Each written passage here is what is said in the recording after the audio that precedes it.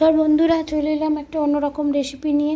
এখানে নিয়ে নিয়েছি নারকেল কোড়া, কাজু বাদাম এবং টক দই, একটা বড় সাইজের পেঁয়াজ, 50 গ্রাম মতন বেসন, এখানে আছে হলুদ গুঁড়ো, নুন এবং চিনি, আছে জিরে, শুকনো তেজপাতা, শুকনো লঙ্কা, আদা, রসুন এবং কাঁচা লঙ্কা। এটা পেস্ট করে নেব আগে। তো তারপর করে নেব কাজু বাদাম এবং নারকেল কোড়াটার একটি পেস্ট। তো এখানে এঁচড়গুলো নিয়েছিলাম, আমি এঁচড়গুলো খুব ভালোভাবে বয়েল করে নিয়েছি। তো পেঁয়াজটা নিয়েছিলাম একটা বড় সাইজের, তার হাফ পরিমাণ পেঁয়াজটা আমি আগে বেরেস্তা বানিয়ে তুলে নেব বাটিতে। তারপর কড়াইতে একটু ঘি অ্যাড করে দেবো, দিয়ে যে সেদ্ধ করে রাখা এঁচড়গুলো ছিল সেগুলো একটু অল্প করে ভালো করে নাড়াচাড়া করে নিয়ে তার মধ্যে হলুদ, চিনি এবং নুন, বাটা মশলাটা সহযোগে এটা খুব ভালোভাবে আমি স্ম্যাশ করে নেব।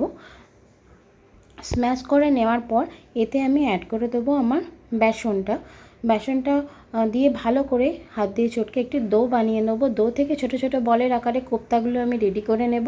এবার তেল গরম করতে দিয়ে সেই কোপ্তাগুলো ব্রাউন করে আমি ভেজে নিচ্ছি।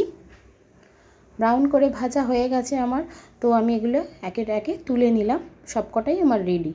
তো এবার শুকনো মশলাগুলো আমি তেলের ওপর দিয়ে দেবো, জিরে, তেজপাতা এবং শুকনো লঙ্কা দিয়ে নাড়াচাড়া করে ভালো করে দিয়ে দেবো পেঁয়াজ এবং আদা, রসুন, কাঁচা লঙ্কার যে অবশিষ্ট পেস্টটা ছিল সেটা দিয়ে দিলাম নুন, চিনি এবং হলুদ গুঁড়ো, সাথে কাশ্মীরি লঙ্কার গুঁড়ো, রং হওয়ার জন্য জিরে এবং ধনের গুঁড়ো।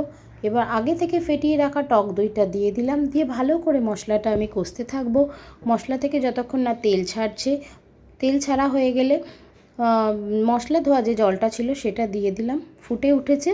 এরপর আমি একটু গরম মশলা অ্যাড করেছি, দিয়ে ভালো করে বলক উঠে যাওয়ার পর আমি তাতে বলগুলো অ্যাড করে দিয়েছিলাম, কোপ্তা যে বলগুলো ছিল।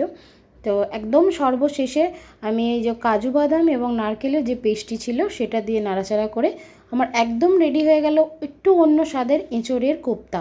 এই রেসিপিটা কেমন লাগলো অবশ্যই তোমরা জানিও, ভালো লাগলে অবশ্যই লাইক, কমেন্ট, শেয়ার করে দিও। তো কেমন লাগলো অবশ্যই